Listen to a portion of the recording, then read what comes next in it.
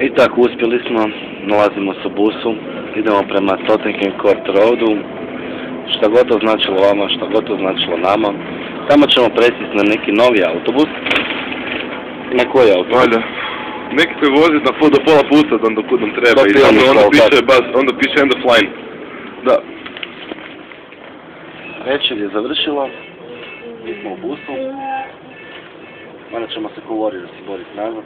Ono što nismo znali je to da, na primjer u filmu Warriors, kako se ja sjećam, oni kad su napokon došli u Coney Island, bila je zora.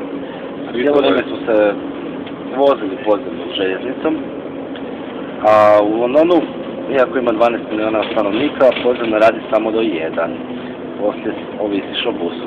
To je isto nešto što nismo znali. Ja ne znam kako, nismo se dovoljno raspitali. Idioti smo, retardirani smo, šta znam. I uglavnom sad idemo sa busom do... Ne ponovno.